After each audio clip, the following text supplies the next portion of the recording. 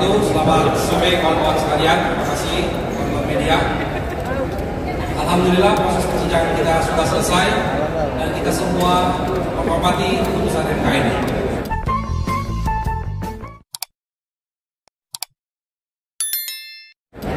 Kami dari kuasa hukum 01 bersyukur alhamdulillah ternyata di MK ini masih ada 3 hakim yang betul-betul menunjukkan kenegarawanan. Jadi tadi kami simak putusan dissenting opinion dari 3 hakim tersebut betul-betul luar biasa, kajiannya dalam sekali, dan itu menunjukkan bahwa apa yang kita dalilkan selama ini sama pemikirannya dengan para hakim tersebut. Dan yang kedua adalah kalau selama ini selalu jadi perdebatan tentang Mahkamah Konstitusi berwenang atau tidak, seperti yang dilakukan eksepsi oleh pihak terkait, ternyata hari ini 88 hakimnya memutuskan bahwa Mahkamah Konstitusi itu berwenang. Jadi Mahkamah Konstitusi itu betul-betul berwenang sesuai dengan apa yang kami dalilkan. Tidak hanya menjadi mahkamah kalkulator dan hanya hitung-hitungan angka. Nah, kaitan dengan 5 hakim yang agak berbeda terhadap pokok permohonan, kami membuat beberapa catatan. Nanti akan kami jelaskan secara bergantian. Yaitu pertama, bahwa setiap rekomendasi dari 5 hakim tersebut selalu ada yang direkomendasikan, yang disimpulkan. Contoh misalnya, Mahkamah Konstitusi menegaskan bahwa telah terjadi pelanggaran etik oleh Presiden Jokowi. Ya.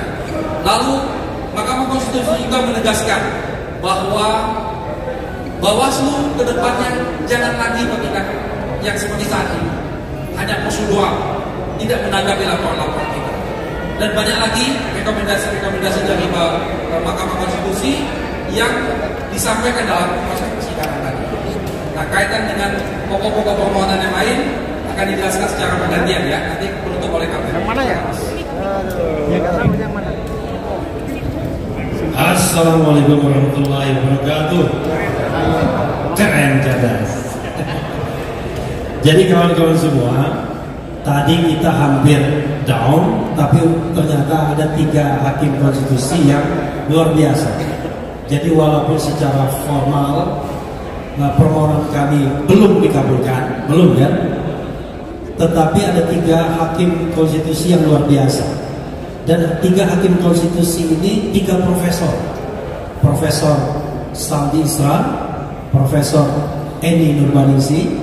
Saldi Isra dari Universitas Andalas Padang, Eni Nurbaningsi dari UGM, dan Profesor Arif Hidayat dari Undip. Itu menunjukkan, dan mereka adalah hakim-hakim senior dibandingkan hakim-hakim yang baru. Bahkan ada yang baru sama sekali kan, 2 hakim. Jadi kalau kita ingin melihat putusan yang mencerdaskan adalah apa yang disampaikan 3 dissenter ini, itu satu. Yang kedua, yang menarik adalah kalau cara pendekatan sengketa pilpres seperti 5 hakim konstitusi, maka tidak akan pernah permohonan pilpres itu dikabulkan dalam speedy trial seperti ini. Tadi kan dikatakan tidak cukup bukti, kemudian tidak menyertakan saksi dan ahli dan lain sebagainya. Padahal mereka sendiri mengatakan membatasi saksi dan ahli 19 saja. Jadi kan tidak mungkin, dan itu cuma diberikan waktu 1 hari untuk membuktikan. Sementara dalam pemaparan mereka kemudian bicara hal-hal yang detail satu-satu dan menuntut pembuktian yang lebih. Nah, untunglah Prof. Saldi Isra mengatakan seharusnya sidang seperti ini adalah sarana untuk menambah keyakinan hakim. Apa keyakinan hakim yang misalnya disampaikan Saldi Isra? 2 hal yang paling menonjol dan saya yakin diyakini kita semua, yaitu bansos itu digunakan untuk pemenangan 02, diyakini oleh Saldi Isra dan terbukti. Dia bilang baik bansos yang diambilkan dari dana bagian dari 496,8 triliun maupun yang automatic adjustment yang 50,14 triliun. Dan yang kedua, keterlibatan aparat negara. Itu jelas juga disampaikan Saldi Isra.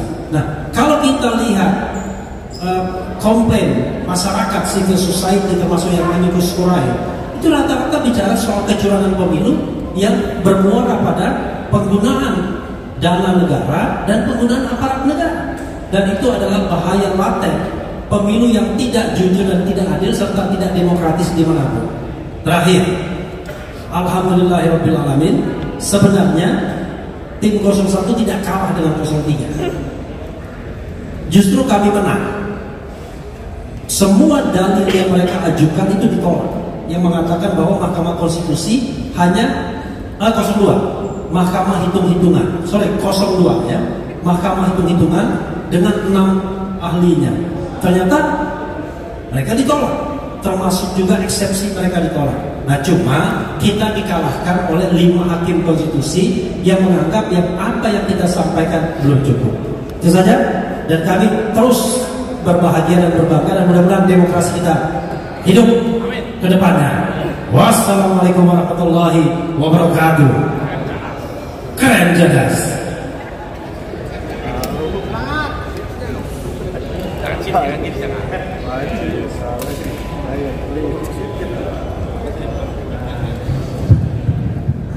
Teman-teman masih mau dengerin? Ya, capek Pak. Bukannya udah mabuk dengerin yang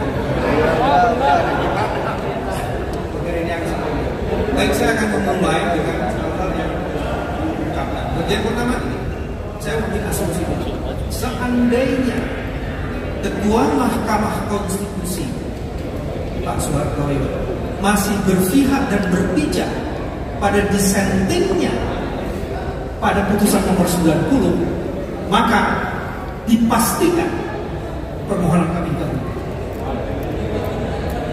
Karena posisinya kan di depan, Pak. Ya kan? Salah satu dalil yang kami ajukan itu berkaitan dengan apa yang disebut dengan prosedur pendaftaran.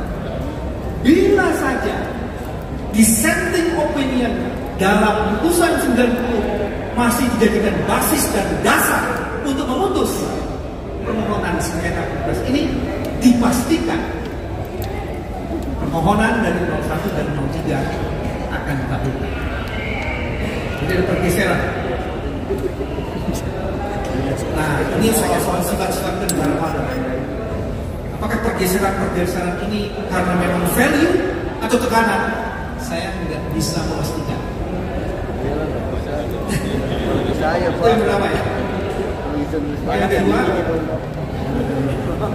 Yang kedua yang menarik. Teman-teman, tidak pernah ada dalam sejarah sengketa pilpres di Indonesia ada dissenting opinion, tidak pernah. 2004, 2009, 2014, never. Tidak, 3. Jadi hari ini ada 3 hakim konstitusi yang membuat dissenting opinion. Maka hakim konstitusi ini sedang menulis peradaban demokrasi di Indonesia. Dia sedang menulis sejarah demokrasi di Indonesia. Sehingga kepadanya harus diapresiasi. Salam takzim dari kami. Mahkamah Konstitusi marwahnya dijaga melalui proses dissenting opinion. Menurut nyala obor demokrasi dihidupkan untuk menutupi noktah dalam kanvas hitam demokrasi. Itu pernyataannya. Jadi poin yang kedua itu yang paling menarik adalah. Terus yang ketiga, dissenting opinion itu menyatakan perlu dilakukan pemilihan suara ulang, pemungutan suara ulang. Bukan ada 8. Saya sebut ya supaya nggak lupa. Sumatera Utara, Jakarta, Jawa Barat, Jawa Tengah, Jawa Timur, Bali, Kalimantan Barat, dan Sulawesi Selatan. Dan kalau itu dilakukan, insya Allah kemenangan kita akan lari dari bentak-bentakan. Dan yang paling menarik, kenapa perlu dilakukan pemungutan suara ulang? Dalil kami dan 3 orang hakim, dalil kami mengenai bantuan sosial itu terbukti telah dimanipulasi. Dan dalil kami mengenai adanya mobilisasi penyelenggara dan aparat negara, sehingga kemudian independensi mereka tercederai, itu juga terbukti menurut Profesor Sadi dan yang dahsyat Profesor Arif. Semua dalil kami terpenuhi menurut Profesor Arif. Semua terpenuhi. Dahsyat. Nah, ini yang menarik. Yang keempat adalah tadi sudah dijelaskan, cuma saya mau tekankan. Alhamdulillah seluruh argumen yang dibangun oleh 02 pihak terkait, terutama yang berkaitan dengan eksepsi, ditolak semuanya. Dan teman-teman bisa melihat seluruh pertarungan gagasan yang dirumuskan dalam putusan itu berkaitan dengan dalil kami, tidak ada dengan dalil mereka. Jadi artinya dalil-dalil yang diajukan ini memang perlu dibahas satu persatu. Yang kelima, ternyata ada cukup banyak catatan di mana Mahkamah Konstitusi tidak masuk dalam perdebatan yang mereka membuat catatan. Disebutkan bahwa Bawaslu tidak bisa menjalankan fungsinya secara optimal karena undang-undang tidak mengatur secara detail. Harusnya dalam posisi itu, karena terjadi pelanggaran konstitusional, Mahkamah masuk untuk take over proses itu dan mengadili sendiri. Tapi Mahkamah belum cukup berani untuk mengambil perkara-perkara atau masalah-masalah yang belum cukup diatur. Salah satu yang paling menarik, Presiden Jokowi dalam sebuah pernyataan disebutkan harusnya punya kerelaan untuk tidak menggunakan kebijakannya, aktivitas dan program-programnya yang bisa diasosiasikan bagi kepentingan calon yang memang tidak dibela. Cuma kemudian aturannya itu di mana?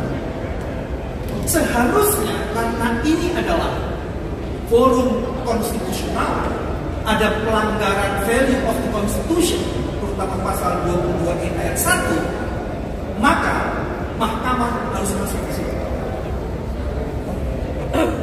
Saya mau tutup, itu sebabnya palu emas yang harus diputuskan tidak terjadi seperti yang kami kuskure.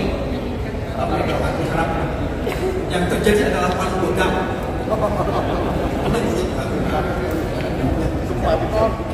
Yang terjadi adalah palu godam, sehingga habis gelap terbitlah terang belum terjadi. Selamat datang ke gelapan dan insya Allah umur panjang perjuangan. Terima kasih.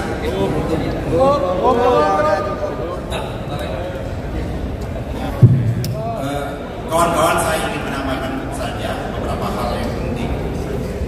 Yang pertama, bahwa proses pemilu kita ini dari sejak awal jadi pelanggaran etik. Dalam argumentasi yang dikemukakan oleh Majelis Hakim tadi, jelas bahwa pelanggaran etik itu dilakukan, terutama kepada pemimpin tertinggi kita, yaitu Presiden Republik Indonesia. Persoalannya memang adalah bagaimana mengukur dan menilai pelanggaran etik itu dalam proses yang namanya sengketa pilpres ini, aturan-aturan pelaksananya belum. Oleh karenanya, Mahkamah merekomendasikan untuk membuat aturan-aturan yang jelas. Yang kedua, saya kira yang penting harus dikemukakan oleh Prof. Edi. Ini yang menjadi argumentasi yang dikemukakan oleh para menteri yang terakhir. Ternyata fakta-fakta persidangan, apa yang dikemukakan bansos yang diberikan oleh Presiden kepada daerah-daerah yang ditunjukkan yang mensandarkan pada DOP,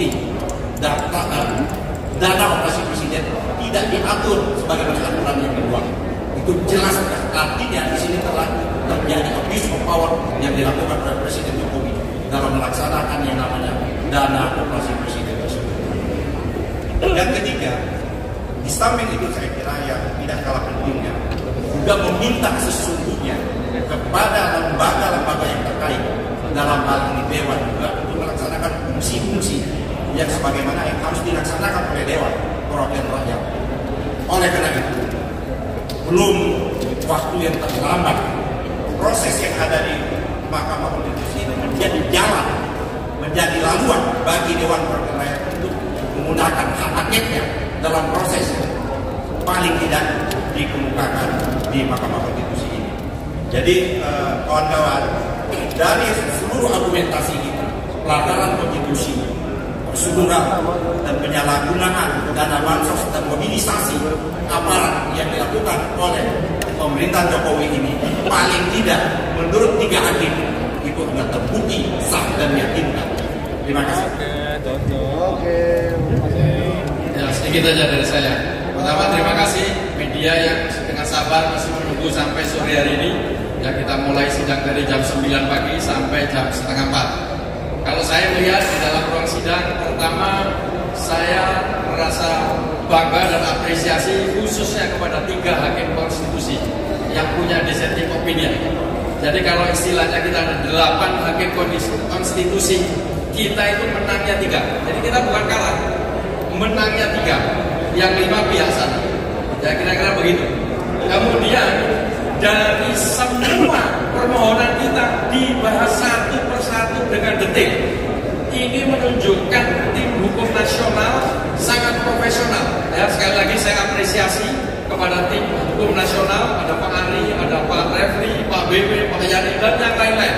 Saya terus terang bangga dengan apa yang disampaikan dalam persidangan MK ini. Mudah-mudahan ke depan masih ada harapan, ya. Karena dengan melihat perkembangan 3 hakim konstitusi ini bisa membuat dissenting opinion dan menerima permohonan kita, insya Allah berikutnya ada tambahan lagi. Dan jangan putus harapan, saya yakin perjuangan masih belum berakhir. Kita terus berjuang untuk menegakkan keadilan. Terima kasih.